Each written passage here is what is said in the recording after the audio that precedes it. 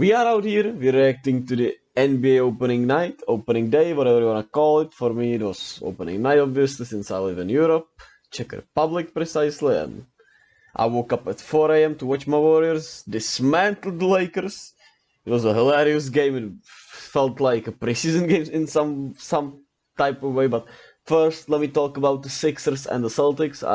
Just finished watching, not everything, but I watched most of the possessions from what I wanted to see, and my takeaways are nothing really spectacular, but I was never that high on Philly in the first place, but James Harden played really great. He got the whistle also, so there was really not much more you wanted from James Harden, I feel like.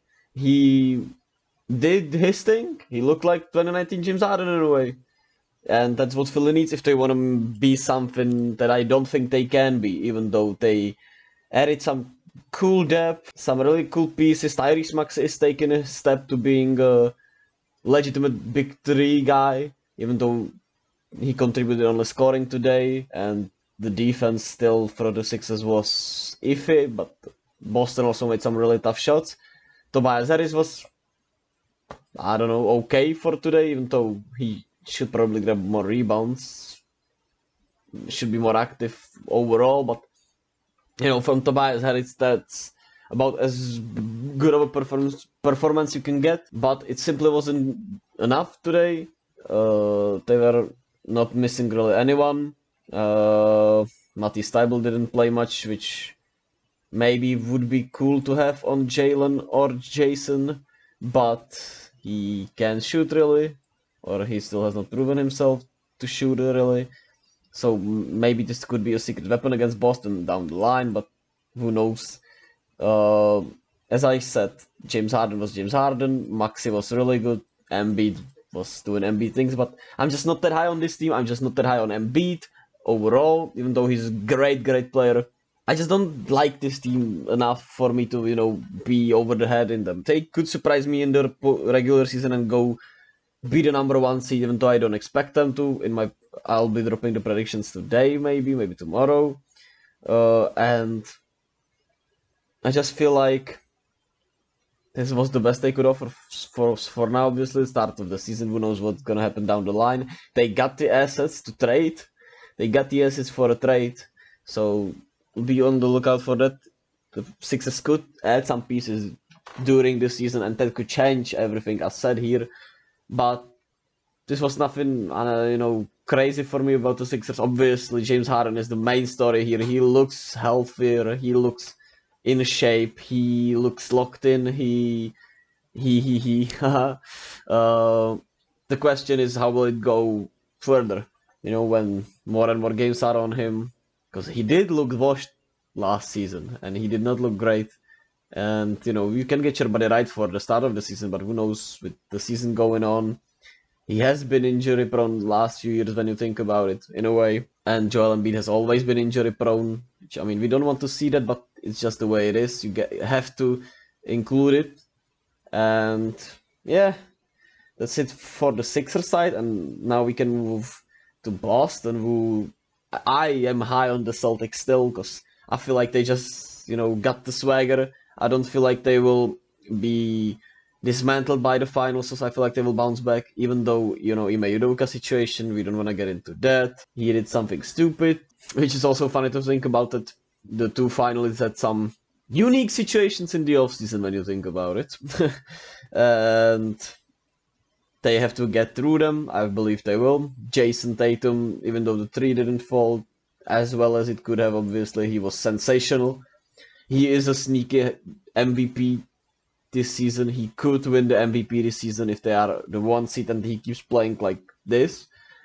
Jaylen Brown was awesome also, and they just played great ball. Malcolm Brogdon contributed, which is the huge offseason additions, and he was sensational tonight for what they need, for what he brings to the table. It was perfect for them, and they didn't need much more. Grant Williams chipped in. Noah Vonleh played, which is something I did not see coming, but he has to, since Robert Williams is still gone, which still is a concern, obviously. But I believe they figured out how to win regular season games even without him. And if he can come back healthy for the postseason, that's all that matters. That's all that matters in the end. If Robert Williams is healthy for the postseason, that's all that matters. I still believe in the Celtics. I still believe they're gonna be at the top and threat for the title. Now we move on to the game that I actually watched, which is the Lakers and the Warriors. And it's for the Lakers. LeBron, he put up stats, but you could say he started a comeback. You could say he stat padded. I'ma leave it up to you. To me, they were mostly empty calories because the Warriors never really felt threatened. As a Warriors fan, I know, when I feel like they are actually fucking around too much.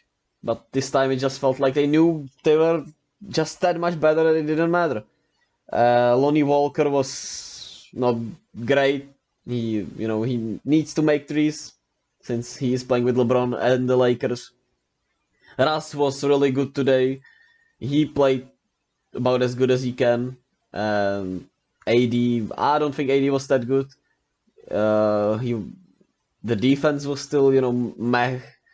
The bench is just ugly, even though Kendrick Nunn, scored, but didn't feel like he had that much of an impact. They play Matt Ryan 17 minutes off the bench because they don't have any shooters, and he didn't shoot that well today. But he doesn't even have a picture here. I know that doesn't say that much, but like it's crazy, kinda. It is kinda crazy when you think about it. And I just don't know. I have the Lakers in the plane. I have them making the plane, but it's gonna be rough. It's gonna be rough for Lakers fans this year. And we'll see if they make the trade or not. But if they don't, I don't believe they have much chances in this season. And then as for the Warriors, Andrew Wiggins was sensational. He shot the threes late, especially the one step back three, which was his first three in the fourth quarter over LeBron James.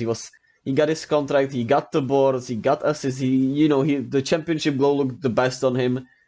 He got his swagger, he played only 30 minutes, plus 25, 20 points.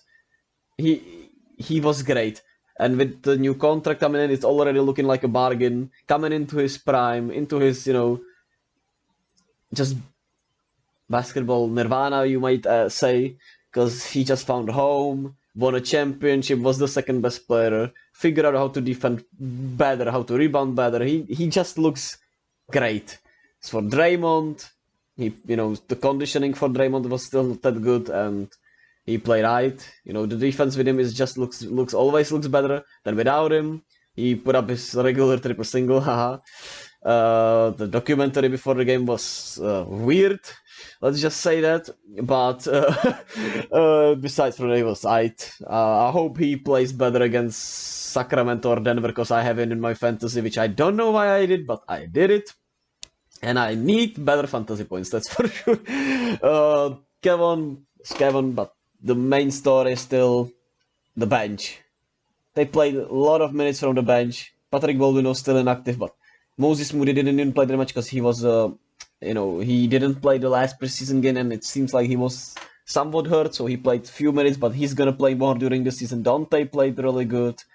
Jonathan Cunningham looked a little lost sometimes, but he defended his ass off. As for JaMychal Green, well, he fits perfectly.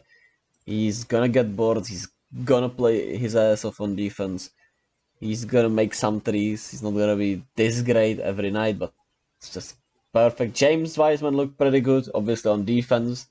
He still has ways to go, but offense looks great. He rebounded much better than you see. His hands are improving. His screening is improving. It's just great to see. It's lovely to see. I'm so happy for Big Jim finally coming to his strides, finally being healthy. Jordan Poole didn't shoot well, but his impact was felt. 7 assists. His playmaking was on point today, and Steph, even though he, played pretty weird for his standard, he still had 33.6 rebounds, 7 assists. He was still good. Clay had his third quarter explosion, if you want to call it, even though his stats don't look that great. Everyone was just playing as expected when you think about it. Clay only 20 minutes since his conditioning is not as up as it should be, but we all know that. Steve Kerr told us that. And yeah, it was a great opening night.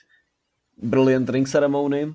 We got some cool games today. I'm looking forward to Atlanta Houston because Jalen Green's playing, and I'm really high on Atlanta this year. Pelicans Brooklyn is gonna be cool. Chicago Miami, Cleveland Toronto, and then we got Luka against Dallas, and those are the best games today. I feel like I can't wait to watch Pelicans Brooklyn in the morning when I wake up and skim to the other games, see what's up. I'm gonna probably do my first episode of my series I wanna do, which is box score watching. As I'm, from Europe, I will obviously look at some highlights and everything, but I'm gonna do just some type of box score watching, and then I will watch more. But I just wanna make it a series just for fun since I'm a European, and I feel like it could be like a casual series that's just for fun, just looking at stats and judging based off of on that, and that's it. Can't wait. NBA season finally underway. We got a great season ahead of us. Andrew Wiggins for MVP, and I'll see y'all.